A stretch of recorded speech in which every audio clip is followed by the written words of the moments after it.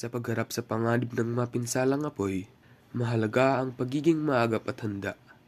Ngunit paano nga ba natin maiiwasan ang pinsalang dulot ng sunog? Sa pamamagitan ng pag-unawa at pagsunod sa ilang mahahalagang pamamaraan, maaari nating mapanatili ang kaligtasan ng ating mga tahanan at mga mahal sa buhay. Kung kailan magpapasko at saka naman nawala ng tirahan dahil sa sunog, Ito kalawak ang sunog na na ang mabilis na paglaki ng apoy, serye ng sunog sa Metro Manila. nasunog ang ilang bahay. Isang kilalang kasabihan ang nagpapayo sa atin, ang pag-iingat ay mas mahalaga kaysa kagandahan ng palamuti.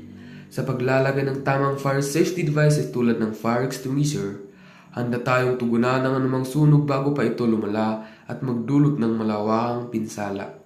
Una sa lahat, mahalaga na suriin at alagaan natin ang mga potensyal na mapinsalang aplikasyon sa ating tahanan. Tiyakin ang mga electrical wiring ay nasa mabuting kalagayan at hindi sira-sira upang maiwasan ang short circuits. Maglagay rin ng smoke detectors sa mga tamang lugar sa bahay o sa opisina at siguraduhing maayos itong nagfa-function. Ang mga ito ay maaaring magbigay ng babala sa atin kapag may usok na nagmumula na maaaring magdulot ng malaking sunog. Mahalaga rin na magkaroon ng plano para sa mga fire escape at gawing regular na gawain ng pagsasanay dito kasama ang pamilya. Alamin ang mga tamang daan patungo sa labas ng bahay at tiyaking ito ay madaling ma-access sa oras ng emergency. Stop, drop, and roll. Ang stop, drop, and roll ay isang mahalagang pamamaraan na ginagamit kapag ang iyong damit ay nasusunog. Narito ang mga hakbang na dapat sundin. Una, stop. Huwag tumakbo. Pagtakbo ay maaaring magpalala ng apoy. Pangalawa, drop. Pagtagilid at magpatong sa lupa. At panghuli, roll.